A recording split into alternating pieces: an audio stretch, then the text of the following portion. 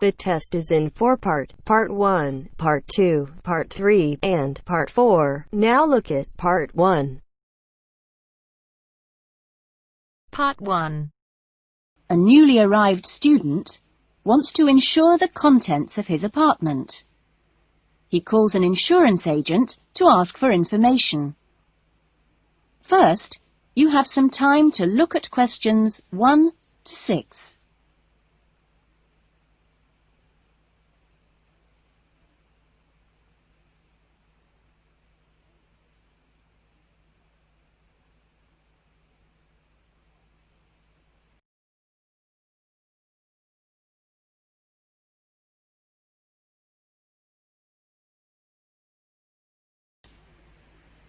Now we shall begin. You should answer the questions as you listen, because you will not hear the recording a second time. Listen carefully to the conversation and answer questions 1 to 6.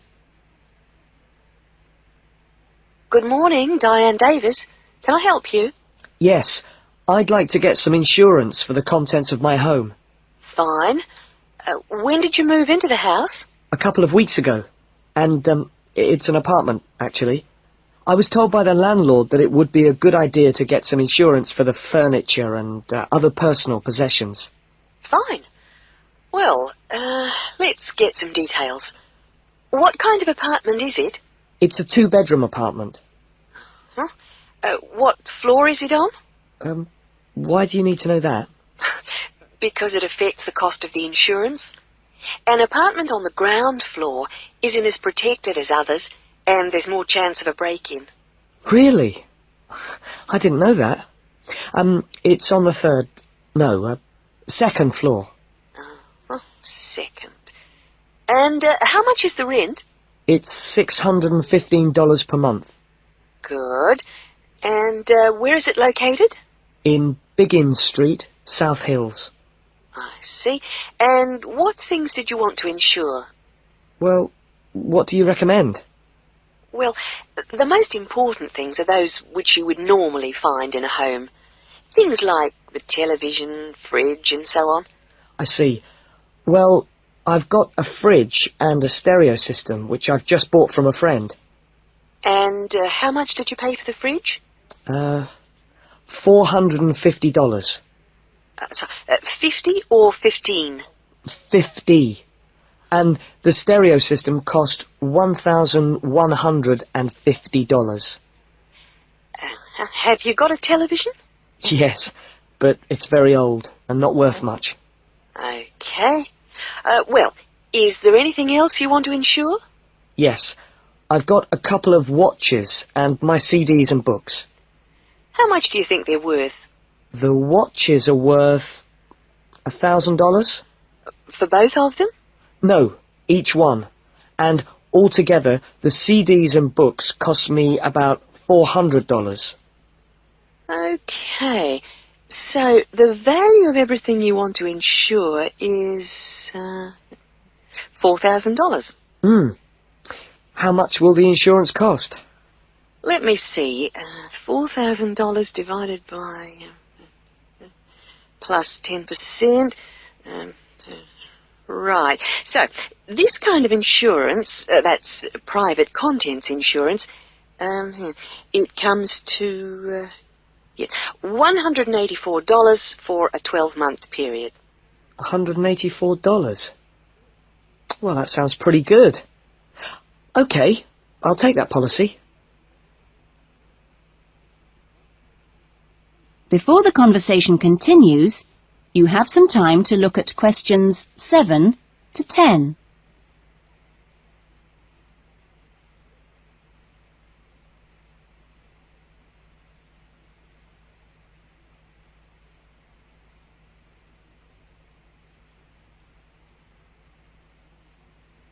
Now listen carefully and answer questions 7 to 10.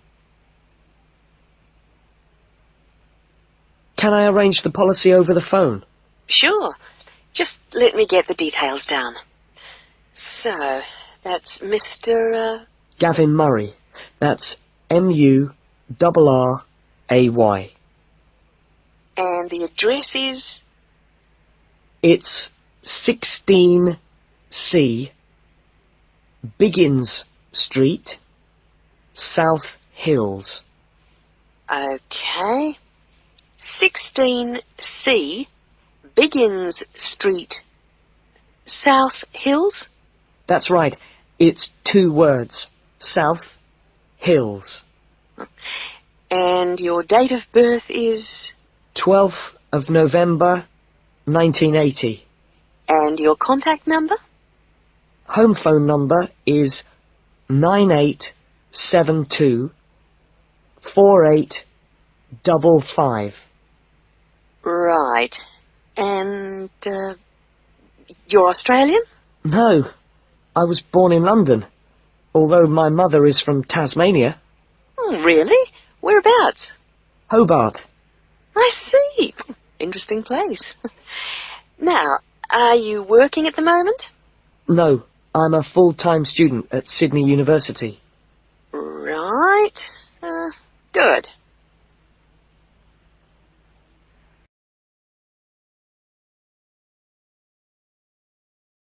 That is the end of part 1. You now have half a minute to check your answers.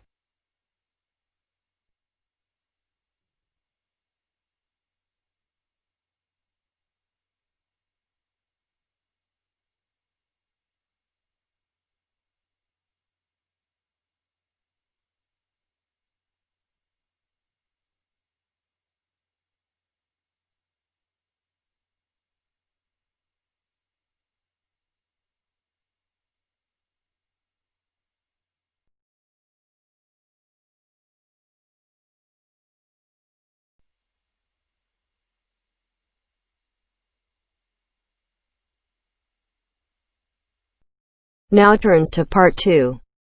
Part 2. You will hear an introductory speech to students at a summer school.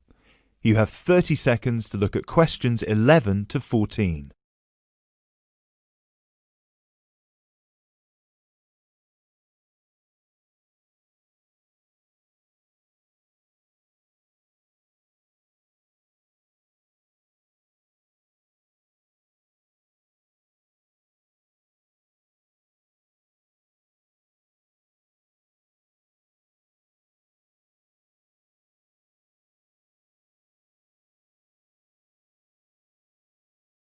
Good morning, everyone, and welcome to Climb Summer School. Now, I know most of you have travelled a long way to get here, and you're probably looking forward to settling into your rooms. So I promise I won't keep you long, but we've got to get through this very brief induction just to make your stay here as pleasurable as possible. Now, as you can see, while we're located very close to the centre of London, we're actually quite cut off from the main road. And we've got plenty of space for our facilities and students. This was part of our founder's vision, Jasmine Climb, who thought that the best environment for teenage students would be a place that combines the comforts of a big cosmopolitan city with the beauty and serenity of a quiet, remote site. Now, back in 1983, when our school was founded, this all here was an abandoned warehouse, and the classes were held in the main building that you can see over there. There were no trees, no conifers surrounding the property. There wasn't even a main gate. It took years and a great deal of effort to get our school to where it is today. And I'm sure that if you take a look at page 34 in your brochures, where you can find a picture of what the school used to look like back then, you'll agree that the changes we've made are more than impressive. But it's not just the facilities that make Climb Summer School special, obviously, and I'm certain you already know this. Over the following 10 weeks, you'll receive an assortment of classes on a variety of topics, ranging from language, literature and poetry to creative writing, communication and project management. All of these modules have been designed to improve your chances of getting a place in the universities of your choice, while also giving you the opportunity to learn, excel, and of course, also socialise with people from all over the world. I can tell you, just among the 30 of you, we've got about 21 different nationalities. So what happens now? First of all, I'll be handing out a map of the premises for you to have a look at and explaining where everything is. Once we're done here, you'll all be taken to your rooms where you can unpack and relax for a couple of hours. And later on, we'll be having our first activity of the day, a mix and match lunch in the main hall, where you'll have the chance to meet your new classmates. Later on in the afternoon, we'll be handing out your first project assignments and splitting you into teams. And tonight we'll be having our very first film night, starting with an early 20th century special.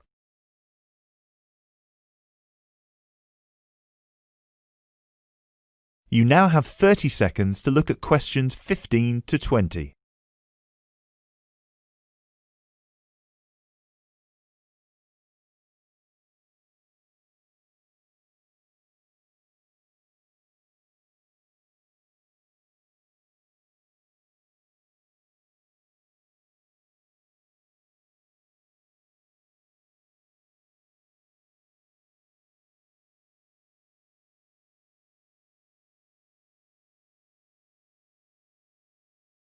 So, let's get on with the map.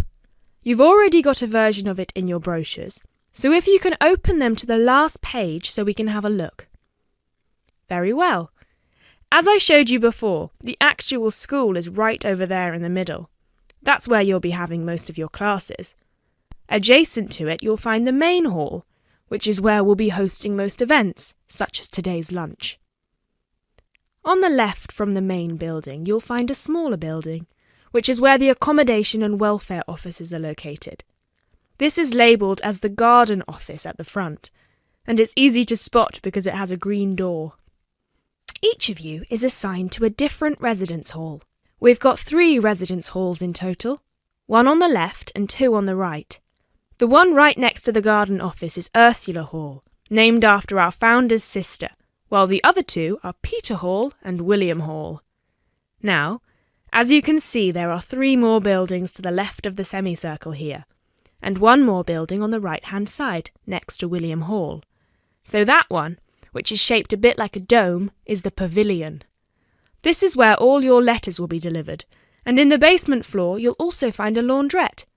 Please make sure you've got plenty of £1 coins, as you'll need one for the washing machine and another for the dryer. And that row of buildings on the left, the one closest to us here at the gate, is the canteen, where you'll be able to buy snacks as well as breakfast, lunch and dinner, on days when we don't have an event with food provided. The next one is the gym, which is open from 7 a.m. to 8 p.m. from Monday to Friday, and until 10 p.m. at the weekend. And the last building, right over there, is the study centre, where you'll find plenty of computers and books, as well as a great selection of DVDs and magazines that you can borrow with only a small refundable deposit of £5. Now, please remember to keep your student card with you at all times, as you'll need it to access most of these facilities. That is the end of part 2. You now have half a minute to check your answers.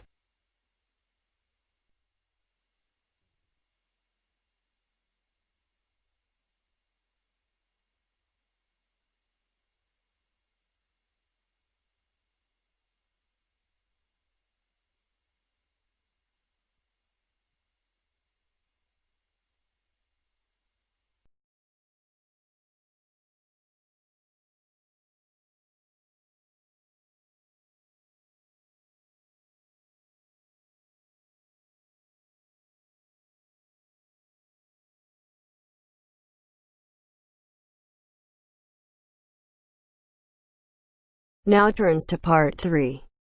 Part 3. First, you have some time to look at questions 21 to 25.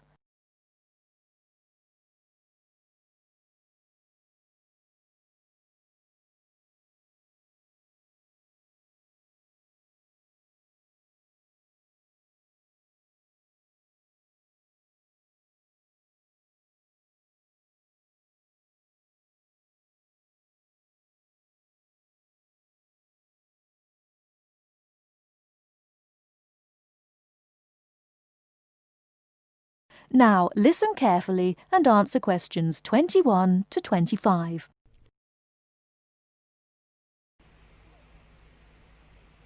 That essay we have to write, the one on how children learn through the media, how are you planning to write it? Well, I've given it some thought, and I think that the best way to approach it is to divide the essay into two parts. First of all, we'd have to look at some examples of each type of media. Yes, what they are. Then we could describe how we can use each medium so that children can learn something from each one. Exactly. Maybe we could draw up a table and look at examples of each medium in turn. Let's see. The different forms of media would be the print media. Here you'd have things like books and newspapers, that sort of thing. And included in these are the pictorial forms of print media, like maps. Yes, maps are really just formal pictures, aren't they? And then there are what we call the audio forms of media, where children can listen. CDs and radios are probably the best examples because a lot of children have access to these, especially radios. And this would lead into the audio-visual media, which can be seen as well as heard. Film, television, and we mustn't forget videos. Yes, but there's a final category as well.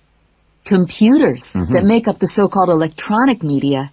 In the United Kingdom and Australia, they say that 1 in 3 families has a computer now. Yes, I believe it. Well, that's a good list to start with. Before you hear the rest of the talk, you have some time to look at questions 26 to 30.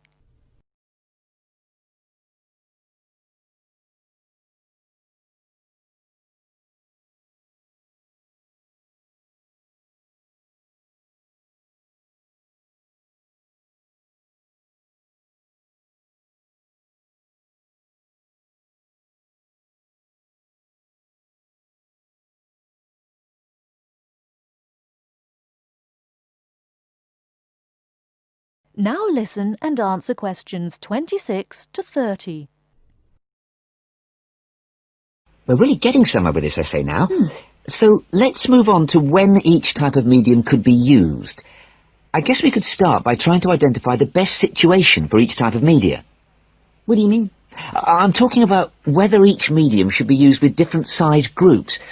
For example, we could look at pictures and ask whether they're more useful for an individual child, a few children together, or a full class. In this case, I'd say pictures are best with individual children because they give them an opportunity to let their imaginations run wild. Yes, I see. Let's take tapes next. Although tapes look ideal for individual children, I feel they're best suited to small group work. This way, children don't feel isolated because they can get help from their friends. Computers are the same. I think they're better with small numbers of children, and they're hardly ever useful with a whole class. Videos, however, are ideal for use with everyone present in the class, especially when children have individual activity sheets to help them focus their minds on what's in the video.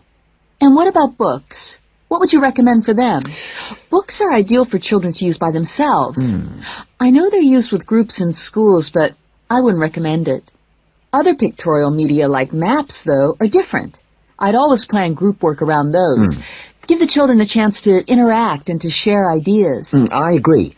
Teachers often just leave maps on the wall for children to look at when they have some free time. But kids really enjoy using them for problem solving. Yes. Different people have different ideas, I suppose. Yeah, and different teachers recommend different tools for different age groups.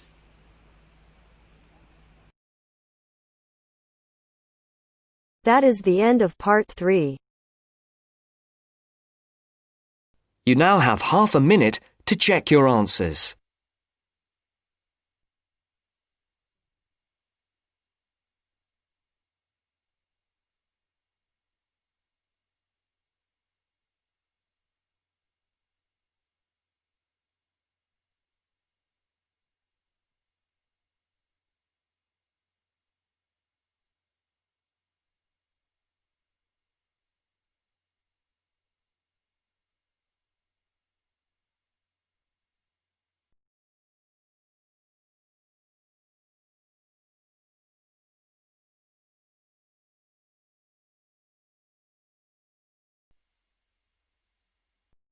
Now turns to part 4.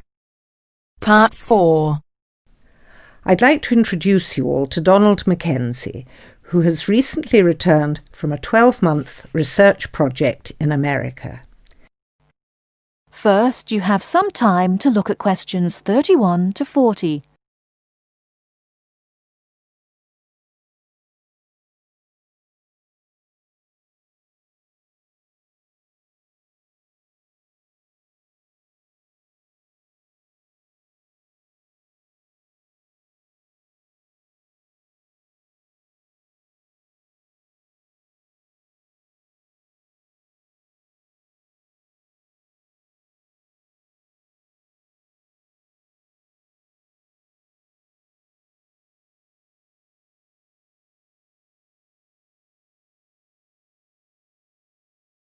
Now listen carefully and answer questions 31 to 40.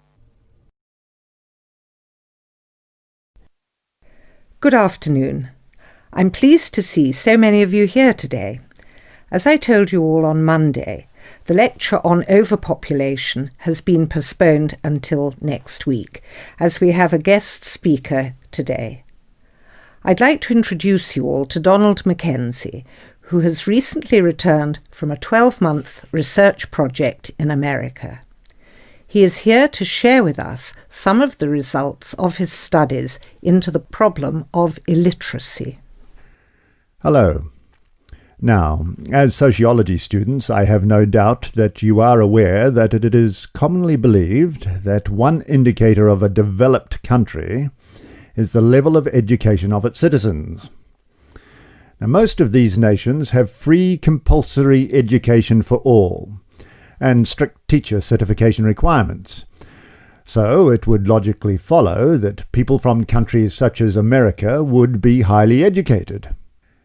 Yet, this isn't always so. In America alone, 42 million adults cannot read, and 50 million can recognize so few printed words they each have the reading ability of a 10-year-old. Frightening statistics indeed. But not as frightening as the trend suggested by current estimates. The number of illiterate adults is increasing by approximately 2.25 million people each year, and although global statistics have not been compiled, it suggests an extremely disturbing figure. Now, inevitably, this is having an impact on employment. In America, the annual cost in welfare programs and unemployment compensation due to illiteracy stands at $6 billion and an additional $237 billion a year in unrealized earnings is forfeited by people who lack basic reading skills. There is also the cost of post-school literacy programs, which have been put in place in order to counter this increasing figure. A conservative estimate places the cost of these programs at $10 billion each year and growing steadily. Moving on. I'd like to talk about some of the causes of this increasing illiteracy. Children were taught to read by first learning the alphabet, then the sounds of each letter, how they blended into syllables, and how those syllables made up words. They were taught that English spelling is logical and systematic, and that to become a fluent reader it was necessary to master the alphabetic code in which English words are written, to the point where the code is used automatically with little conscious thought given to it. And to make myself clear, I mean readers could sound out the letters, spelling them phonetically. Once a child learned this ability, attention could be turned to more advanced content. It seldom, if ever, occurred to teachers to give children word lists to read, or to make beginner-level readers memorize whole words before learning the components of those words, or to memorize whole stories, as today's proponents of the whole language approach recommend. Several recent studies have found that 90% of remedial reading students in developed countries are not able to decode fluently, accurately, and at an automatic level of response. The currently used whole language method was originally conceived and used in the early 1800s to teach the deaf how to read, a method which has long since been discarded by the teachers of the deaf themselves as inadequate and outmoded. English is an alphabetic language that when written, uses letters to represent speech sounds. When students were taught to read, they consciously identified the speech sounds and learned to recognize the letters used to represent them. They were then trained to apply this information to decode the names of unwritten words, understand their meaning, and comprehend the information presented as a complete thought. The English language contains approximately 500,000 words. Of these words, about 300 compose about 3/4 of the words that we use regularly. As I said, in schools where the whole language method is taught, children are constantly memorizing sight words during the first 3 or 4 grades of school, but are never taught how to unlock the meaning of the other 499,700 or more words. Whole language learning causes frustration, poor spelling, and hostility towards reading. Very bright children who can't memorize long lists of words and retain their meaning are placed in special education, when all they need is to be taught the 26 letters of the alphabet, the 44 sounds they make, and the 70 common ways to spell those sounds. Some researchers believe dyslexia and the symptoms of attention deficit disorder are actually caused by this reversal of the normal learning sequence. So, why do faulty reading methods continue to be used? Well, in short, it's big business. The sale of instructional reading programs is big business today. Each year, publishing companies compete for the adoption of reading programs and workbooks, which have to be replaced annually. Concentrating on phonics would seriously reduce the cost of education.